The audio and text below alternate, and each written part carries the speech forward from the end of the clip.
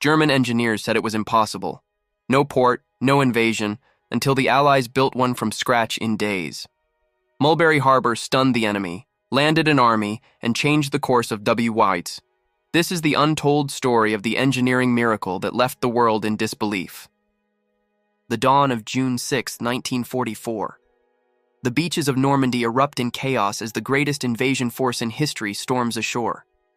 Allied soldiers fight their way through sand, wire, and machine gun fire.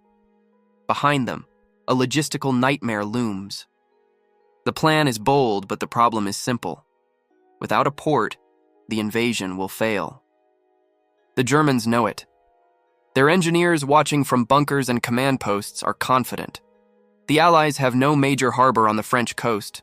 The ports at Cherbourg, Le Havre, and Calais are heavily fortified, mined, and rigged for destruction. The Wehrmacht's high command believes that even if the Allies land, they will never be able to supply their armies fast enough to break out of the beachhead. No port, no victory. But the Allies have a secret.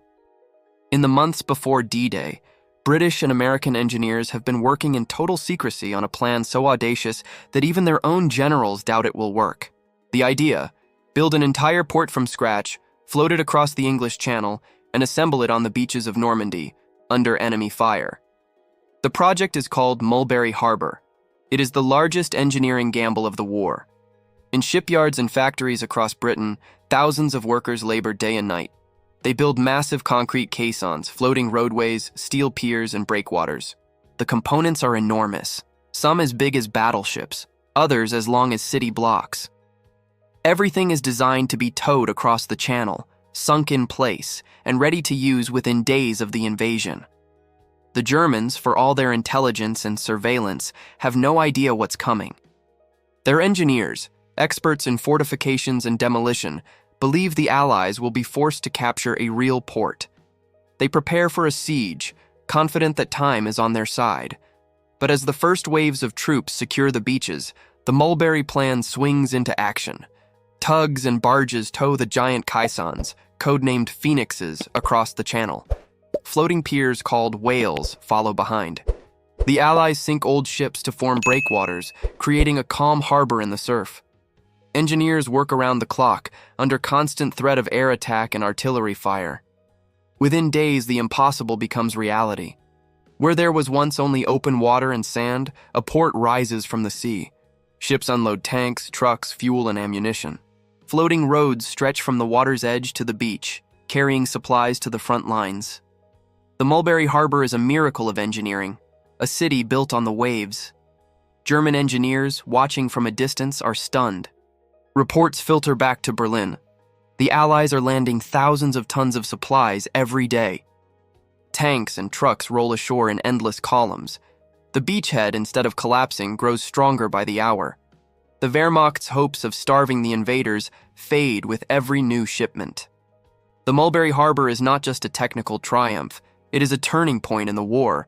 The Allies can now sustain their armies, launch new offensives, and bring overwhelming force to bear. The Germans, caught off guard, scramble to adapt. Their engineers study the harbor through binoculars, sketching diagrams and sending frantic reports to headquarters. They cannot believe what they are seeing. The story of Mulberry Harbor is a story of vision, risk, and relentless determination. It begins years earlier, as Allied planners realized that the success of any invasion depends on logistics. The beaches of Normandy are wide and flat, but the tides are treacherous and the weather unpredictable. The only way to keep the invasion alive is to build a port where none exists. British engineer Hugh Ioris Hughes and American engineer Major John S. Neal are among the first to propose the idea. They sketch designs for floating piers, breakwaters, and artificial harbors. The plans are ambitious. The challenge is immense. How do you build a port that can survive storms, tides, and enemy fire? How do you move thousands of tons of concrete and steel across the channel without being detected? The answer is teamwork. British and American engineers, soldiers, and civilians work side by side. They test prototypes on the coast of England, learning from every failure. They invent new materials, new construction techniques, and new ways to solve old problems. The project grows in secrecy, hidden from spies and saboteurs. By the spring of 1944, the components are ready. The invasion is set for June. The Mulberry Harbor will be the key to victory. On D-Day, as the first troops land, the engineers begin their work. The Phoenix caissons are towed into position and sunk to form breakwaters. The whales are assembled into floating piers, stretching from the deep water to the shore. Old ships, called gooseberries, are scuttled to create additional protection. The harbor takes shape in record time. The Germans, watching from their bunkers, are incredulous. Their own engineers, masters of concrete and steel, cannot imagine building a port in days under fire. They send reconnaissance planes to photograph the harbor, trying to understand how it works. They launch air raids and artillery barrages, but the Mulberry holds. Within a week, the Allies are landing more than 9,000 tons of supplies a day. Tanks, trucks, fuel, and ammunition flow to the front. The Mulberry Harbor becomes the lifeline of the invasion. The German engineers, forced to admit the truth, send a report to Berlin. The enemy has built a port where none existed. Their capacity for improvisation and engineering is beyond anything we have seen. The Mulberry Harbor is more than a feat of construction. It is a symbol of Allied ingenuity, determination, and the will to win. It is the answer to the German belief that the invasion would fail for lack of a port. It is the miracle that made victory in Normandy possible. The Mulberry Harbor's success was not just a matter of engineering, it was a triumph of logistics, planning, and sheer willpower. As the days passed after D-Day, the artificial port became the beating heart of the Allied advance. Every hour, landing craft and Liberty ships arrived, unloading tanks, trucks, jeeps, artillery, crates of ammunition, barrels of fuel, and mountains of food. The floating roadways, those whales of steel and concrete, flexed with the tides and the weight of vehicles, but they held. German engineers, peering through binoculars from their observation posts, were astounded. They had spent years fortifying the French coast, convinced that no army could sustain an invasion without a real port. Now they watched as the Allies did the impossible. Reports sent back to Berlin described the harbor as a technical miracle. Some German officers refused to believe it was real, suspecting a trick or a temporary structure that would soon collapse. But the Mulberry endured day after day, storm after storm. The Allies had not built just one harbor, but two. Mulberry A was constructed at Omaha Beach for the Americans, and Mulberry B at Arromanches for the British and Canadians. Each was a marvel of modular design. The Phoenix caissons, giant hollow concrete blocks, formed the breakwaters, absorbing the pounding surf. The floating piers and roadways allowed vehicles to drive directly from ship to shore, bypassing the need for docks or cranes. The German engineers, experts in their own right, studied every detail they could observe. They noted how the Allies had used old ships as gooseberries, sinking them in lines to create additional shelter from the waves. They marveled at the speed of construction, the coordination of hundreds of ships and thousands of men, and the ability to keep the harbor operating under constant threat of attack. But the real shock came when a fierce storm struck the Normandy coast less than 2 weeks after D-Day. Winds howled, waves crashed, and the beaches were battered by the worst weather in decades. The German High Command hoped the storm would destroy the Mulberry Harbors and strand the Allied armies. Mulberry A, the American harbor at Omaha, was badly damaged and eventually abandoned. But Mulberry B at Arromanches survived. The British and Canadian engineers worked through the night, repairing damage, reinforcing the breakwaters, and keeping the supply lines open. When the storm cleared, the Mulberry at Arromanches was still standing. Supplies continued to pour ashore.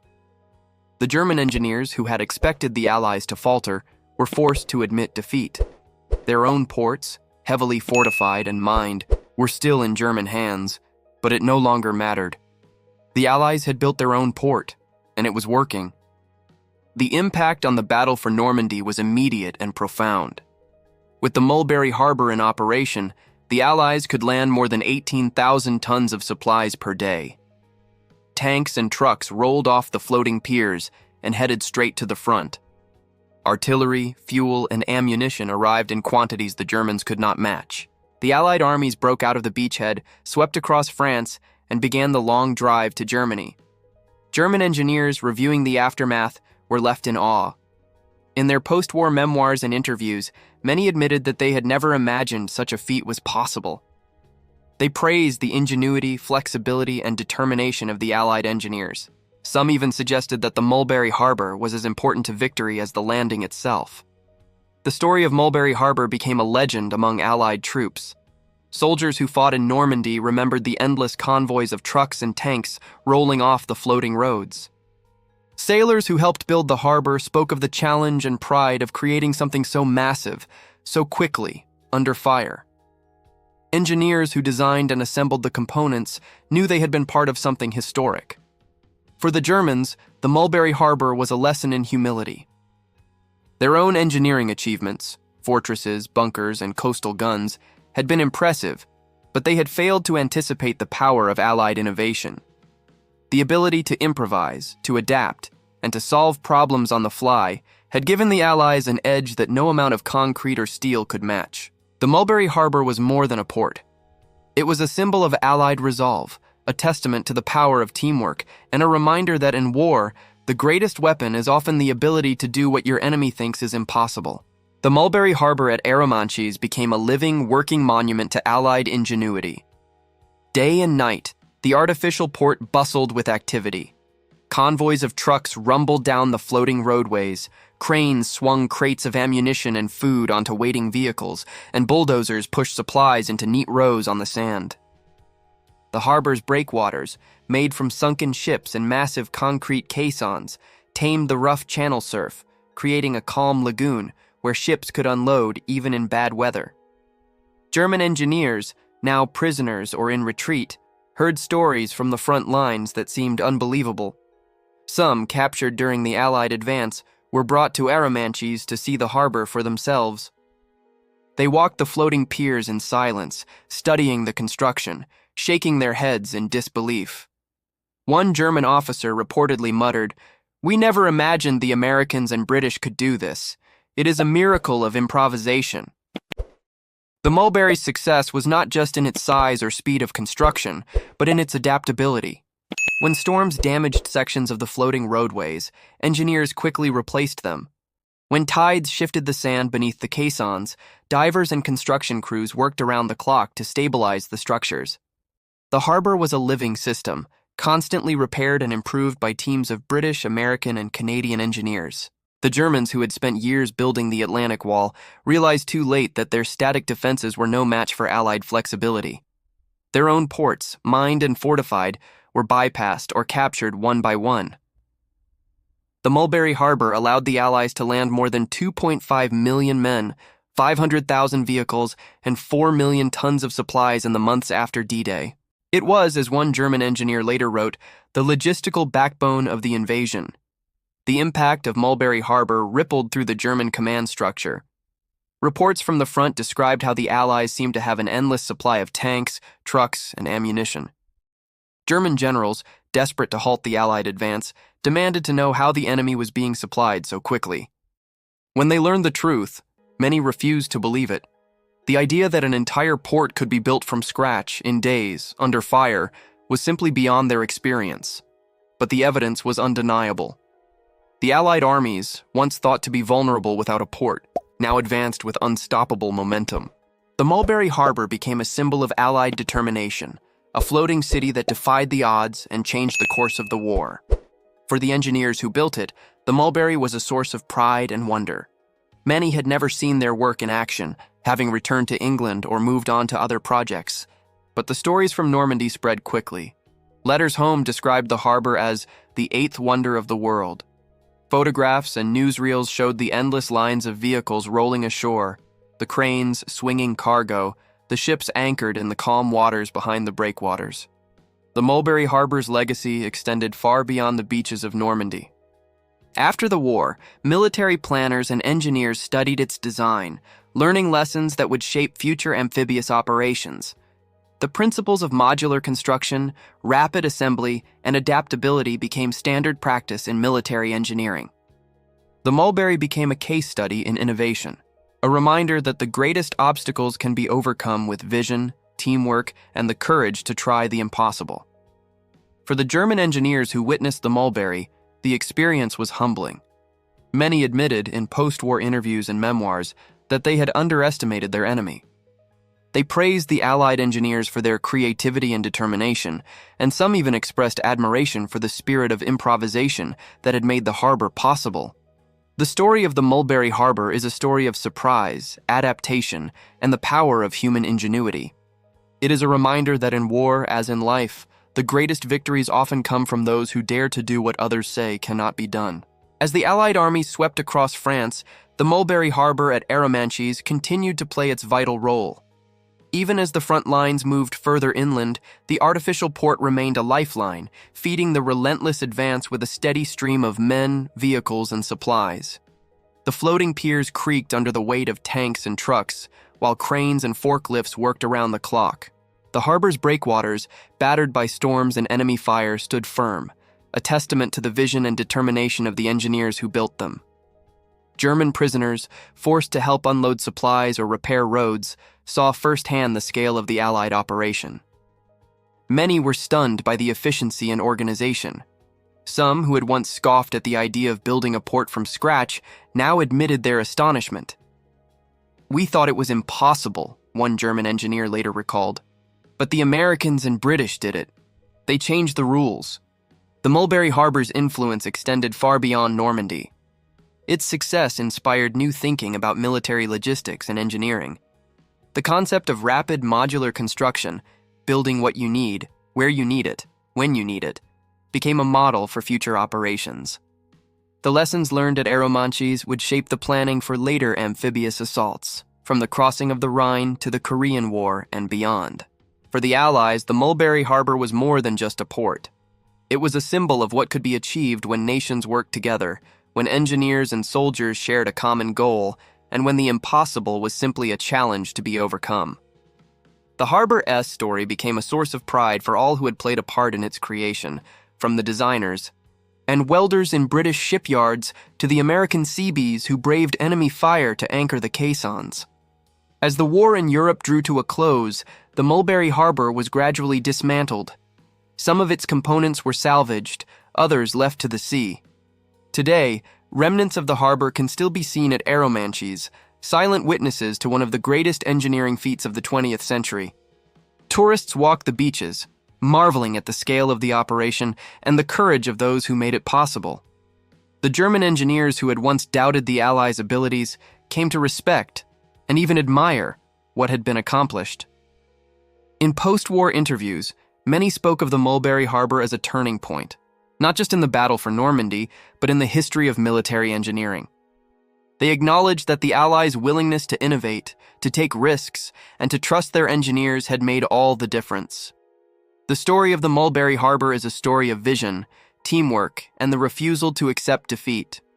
It is a reminder that the greatest obstacles can be overcome with creativity, determination, and the courage to try something new.